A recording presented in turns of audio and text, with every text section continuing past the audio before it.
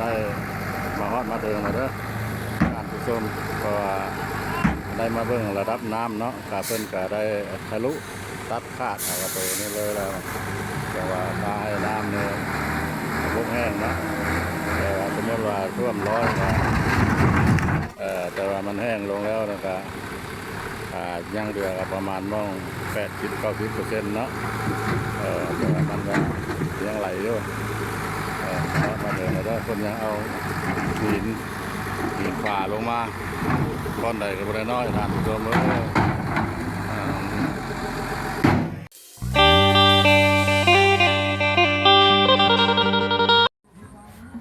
ทักทายสบายดี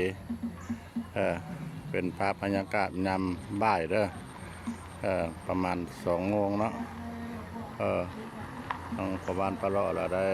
มาแวะเห็นเนาะมาแวะเห็นธาตุเนาะแล้วมันธาตุอย่างเนาะแต่ว่าธาตุเก่าแก่เนาะสิเป็นวัดห้างผู้จังใดเนี่ยก็บ่ได้รู้จักประวัติศาสตร์ตำนานเพิ่นเนาะอยู่ที่บ้านเกาเลี้ยวเด้ออยู่ที่บ้านเกาเลี้ยวหรือว่าบ้านเนี่ยกายจดแจ้งมาเนาะจุดประสงค์ว่าสิไปเลาะเบิ้งอันปากห้วยสิมังบ่อนว่าน้ำมันท่วมขังอะไรเนาะเดี๋ยวนี้น้ำมันบกลงสู่ภาวะปกติระบบหรือยัง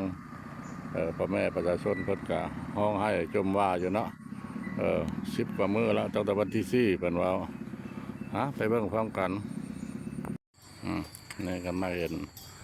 สวนผลไม้เพิ่นเนาะอยู่แคมทางเลยเนาะอยู่ที่บ้านเกาเลี้ยวเนาะเมืองตะแคแขงขมวนในสวนผลไม้แล้วก็มีต้นไม้กินมากเนาะนานาชนิดท่านก็ได้เอาสัตว์เลี้ยงเนาะนี่ละเพื่อนกาเฮ็ดจังใดก็บ่ได้เนาะแก้ไขจังใดก็บ่ได้ประตูปิดเปิดเนาะเพื่อนก็เลยได้ตัดสินใจเนาะเอารถมาโคเนี่ยทะลุกระโตงัวตัวนี้เลยลงไปหาได้ว่าส่วนนั้นมันได้ระดับน้ำห้วยเนาะระดับน้ำห้วยกับน้ำนี่ก็ถือว่าพกแห้งลงหลายเติมแล้วอันละ100%ก็ยังเหลือแต่80-90%เด้อพกแห้งหลายแล้วพวกแม่เดี๋ยวจนจะพอได้มือหนูมือตาได้แน่แล้วเนาะเรื่องประตูตรงนั้นละยังไข่บ่ได้อยู่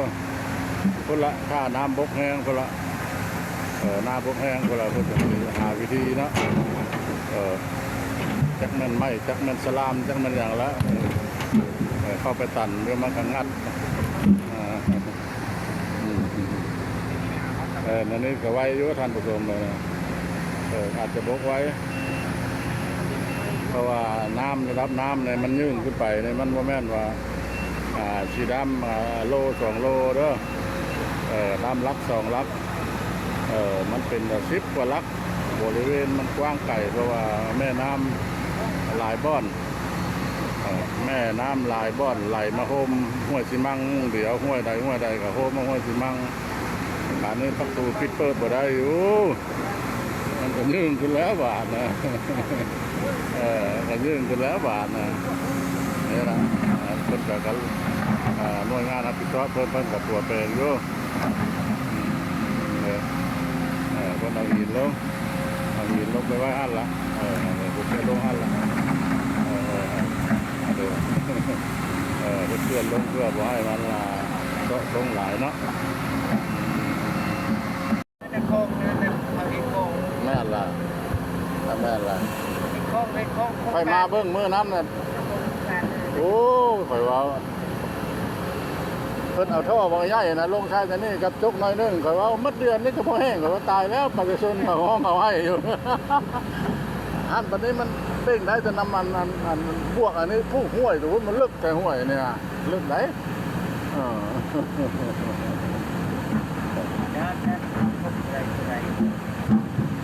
คันว่าเรื่องคนในบ้านค่อยอยู่รักสองได้ค่อยอยู่ในรักสองคือพอไปตึกสะดุ้งเบิ่งเขาตึกสะดุ้งน้ำป้าห้วยสิมังนั่นเวลาถือไอ้เขาบอกให้นะฮั่นมัน เขาประจานงงวายนะ โอ้บ่อนมันศักดิ์สิทธิ์กับตัวป้าห้วยนะครับว่าตะกี้มันไม่ธรรมดาว่าวัดเก่าวัดแก้วัดพญาธิโคตรบ่ล่ะที่แม่นได้ตะกี้นั่นนี่เนาะวัดนั้นนี่มันเป็นพวกไม้ใหญ่มันเป็นโดนห่อบ่ว่าอย่างตะกี้นั่นนี่ ไม่ใช่จากสมัยตะกี้ก็วัดเก่าเลย วัดเก่า ปีกระชาอีก อันนี้ เขาไม่เห็นวัดเก่าแถวก็ยังไม่เห็นเจ้า แม่นล่ะเคยเห็น ถ้าเห็น ค่อยไปถามหาโชคคนเท่าๆทำนี้ก็มีแห้งนำอยู่มันก็สิบกนะทางโผล่ย่างเรือกระบวนน้ำตั้มมันเนาะบนน้ำตั้มมาเรือเรานั้น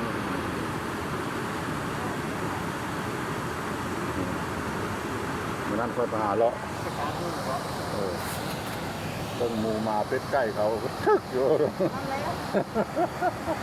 ค่อยไปหาเลาะแต่ละเงินได้เงินบนน้ำท่วมหลายค่อยไปได้ทำเพราะว่ามันมีบ้านแม่เพิ่น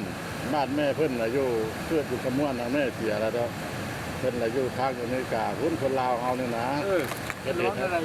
เหตุในคลิปน้ำลายเพื่อเราโอ้ยไปถ่ายทำให้เบิ่งนะมันยังคันว่าพ่อแม่เสียมันกับสิเนี่ยผู้บ่ได้ไปกับสิย่างอยู่เนาะผู้บ่ได้ไปกับสิย่างอยู่ก็กลับมาถ่ายอันนี้เราทางนั่นเด้อทางเหนือเด้อทางใต้ตะบนมันตกเป็นน้ำคลองนั่นเพิ่นทะลุลงมาเนาะเพิ่นเอารถมาโชว์2 คันนะจบลงมาแล้วมันก็น้ำมันไหลทะลุเข้ามาแห้งบ้าเดียวมันก็กว้างซ้ำนี้เนาะระดับน้ำยังซ้ำนี้เด้อยังน้ำนี้แต่ว่าทางเทิงพุ่นแล้วว่ามันต่ำแล้วมันกระปุกแน่แล้ว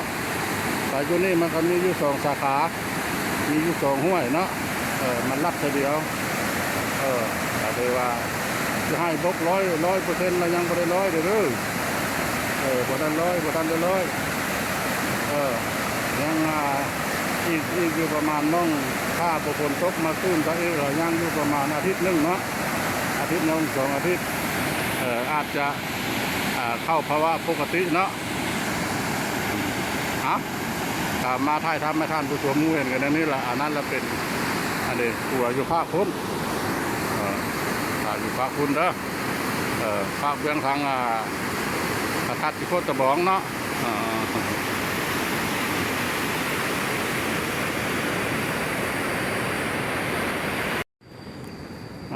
อันนี้ก็การถ่ายทำเนาะที่ว่าได้มาขวดกาเบิ้งกับว่าแม่นเนาะก็ขอให้ท่านผู้ชมรายงานให้ท่านผู้ชมรู้อยู่ที่ประตูน้ำปากสิมังที่ว่าจุดสาเหตุที่ว่ามันพาให้ท่วมเฮือนท่วมซานประชาชนเนาะก็ถือว่าในบกลงได้แล้วเนาะก็ถือว่า 80% เจอน้ำบกแต่ประตูเรายังเปิดบ่ได้เด้อ